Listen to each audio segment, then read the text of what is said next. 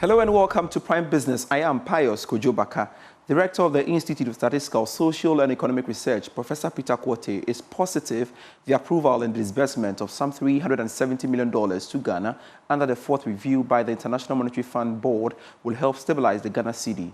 According to him, despite the positive strides made in the recovery of the economy, the disbursement will also boost investor confidence. He spoke to Joy Business. Yeah, so it's a demand and supply thing. I mean, once we get an inflow from the IMF, that is the 370 or 50 million, $70 million, that is going to boost our supply of forex, of dollars. And certainly, and even if there's a surge in demand, this can go a long way to minimize the effect of that surge, to reduce any potential depreciation in the currency. So the cedi will remain stable, although the discussion has been around what the optimal rate of depreciation or appreciation is, that what rate would be optimal. Should it be 10, should it be 12 or 15? But I think anything above 10 and relatively stable around 10 would go a long way to help businesses plan, to help investors also plan. So it is certainly going to boost confidence in the economy, going to help stabilize the exchange rate. Now, Ghana secured almost $5 billion in the terms of spending by international visitors and tourists to Ghana for last year. And this was captured in the 2024 tourism report. We have more for you.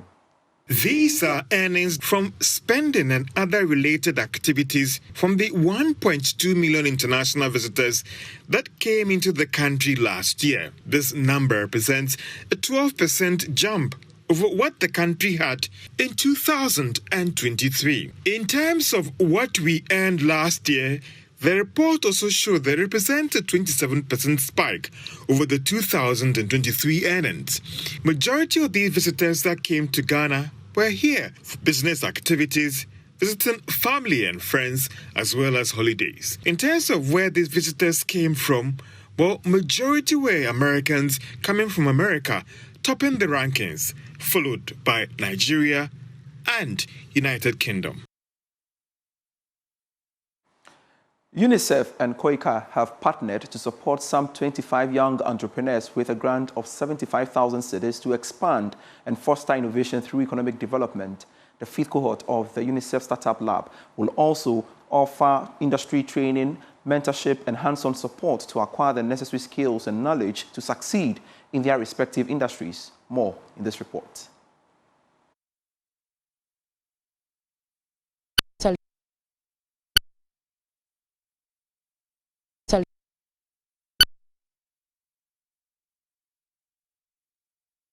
We sincerely do apologize for that technical hitch there. Let's touch on the stories. The Minister for Communications, Digital Technology and Innovation, Samuel Nate George, has encouraged young people in the tech space to design homegrown solutions for traffic challenges in Ghana. He made the appeal at the Ghana Hackathon hosted by Zindi and powered by Yango at the University of Ghana. We have more for you in this report. Over 200 data science students and technology enthusiasts participated, both in person and virtually, in this year's Ghana Hackathon. They were tasked to develop solutions to urban mobility to address traffic challenges in Ghana. Speaking to students from selected tertiary schools, the Minister of Communications, Digital Technology and Innovations, Samuel Nate George, encouraged them to develop solutions that will fit the African environment. How do we improve traffic for delivery to also be on time? So that when a request is made, a delivery request is made on a platform like Yango, you are able to deliver on time for the people, because most times the challenge with delivery services is you keep calling. Where's my thing? Where's my order? How do we fix this using technology? And then how do we transport the future of our country? How do we make movement between our cities easier? I think that these are the things that you need to think about today. How do we make this affordable? How do we make it inclusive? And how do we make it sustainable? And so, to the participants in here, both in person and online, lean into the moment, be bold, build, and be proudly African in your solutions. Know that your solutions must be rooted in the context and nuances of our continent. be rest assured, the government of President Mahama is standing with you, is digital in its thinking, and with your minister, you know you have a champion who's going to fight for the inclusion of everyone into the digital world. Vice President and Head of Public Policy, Yango Africa, Zaniwe Asare, underscored the importance of the exercise, stating that the competition will provide young tech enthusiasts to step on the global stage. That just shows how deeply integrated urban mobility is in everybody's lives.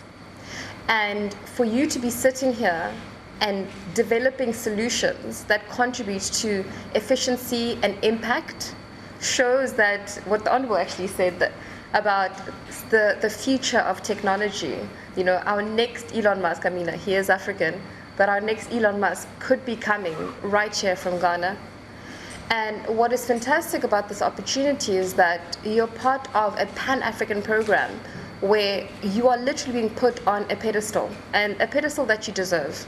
Country manager for Yango in Ghana, Tom Ofonime, hinted at Yango's vision for technological advancement in the market by supporting young people.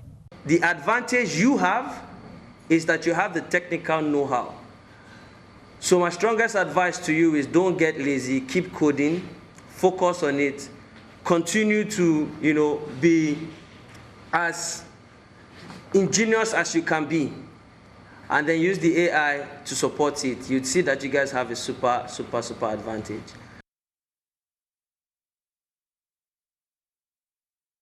Ghana Breweries PLC has officially transitioned to new ownership following a successful completion of a major transaction between global beverage giant Diageo and Castle Group.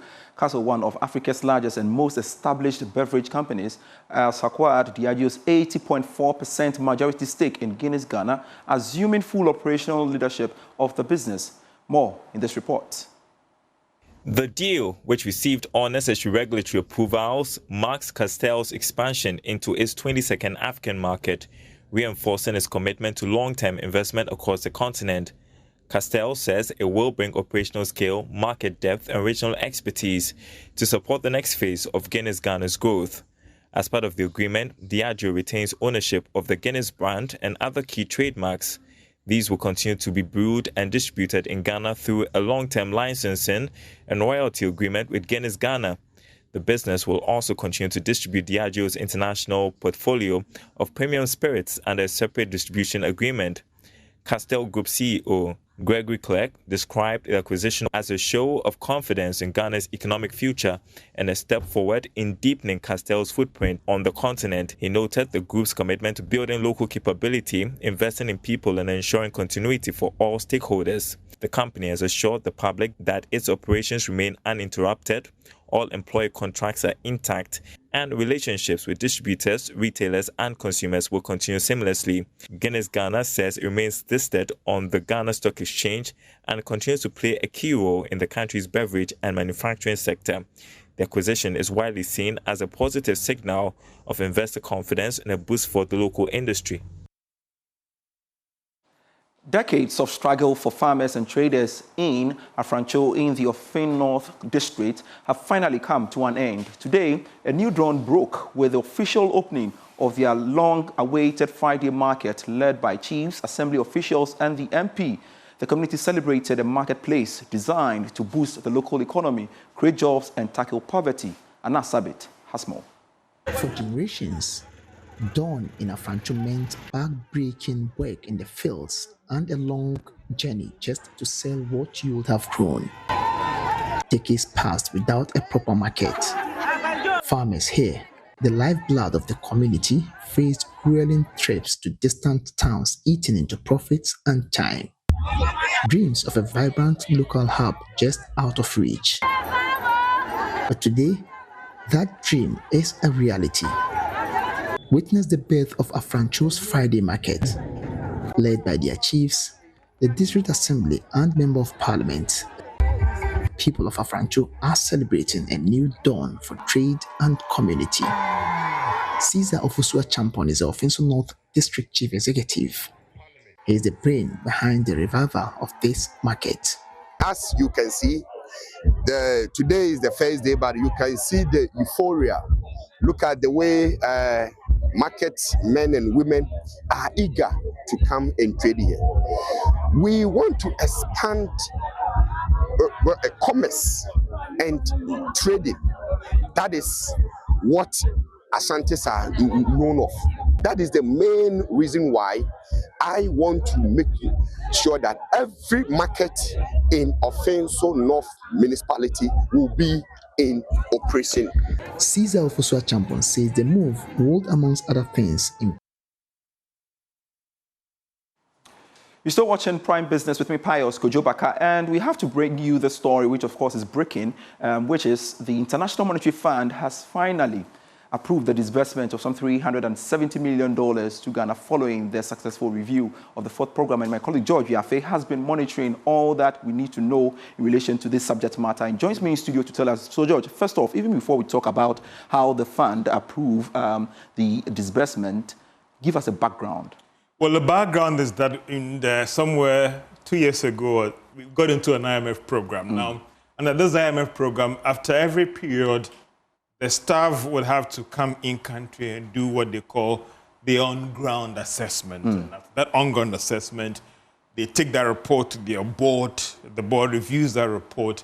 And after passing every set of benchmarks, it comes with some funding under the about $3 billion that we are supposed to get.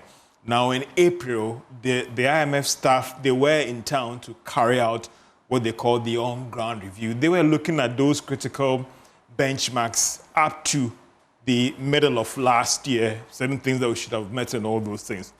Leading up to this board meeting, that is the executive directors meeting today, there were certain critical benchmarks that they're supposed to have met. We understand that Ghana had met all those benchmarks. And let's get certain things clear.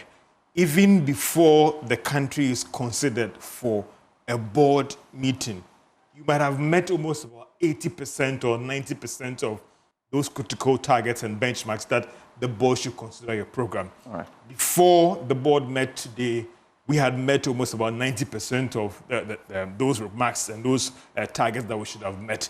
This report is even submitted to all the executive directors even before they meet to look at your program. So going into this program, it would have been 1 out of 1 million for them to reject Ghana's program. All right. And that's why they met today around 2:30 p.m. Washington, D.C., and that should be around 6:30 Ghana time. Yeah. And the board, the executive board, has passed Ghana on our fourth program review. You can say that on authority. Yeah. And of course, you've seen the finance minister as well. He was in Washington, D.C., actually. And he has also done a tweet that says that the executive board has just approved. That was about 24 minutes ago. So if it's around, let's say 8, it should be around 7 something. You know, and they have approved this $370 million disbursement.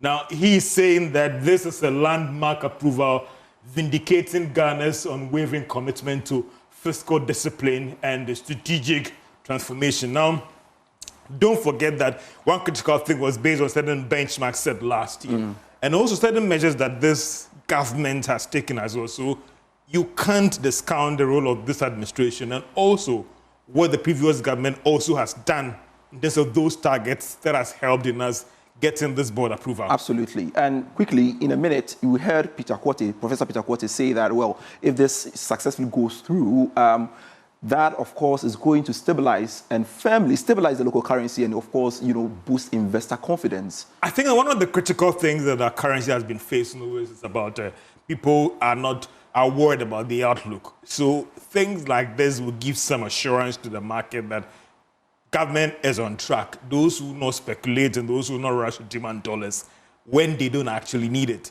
All other things being equal, within the next 2 days, the money should come in. Don't forget the World Bank is going to advance $360 million to us. And we should also have some of our development partners to come in as well. That should increase the international reserve. We understand that it has gone about 6 months of import cover, according to the president. That is a record performance when it comes to our international reserves for the country. Thank you very much, George, for filling us in with all that we need to know in relation to the successful approval and, of course, the subsequent disbursement of the $370 million by the International Monetary Fund to Ghana. Thank you so much for watching Prime Business. I am Pius Kojobaka. We have to make way for Prime Sports with Daniel Cranting.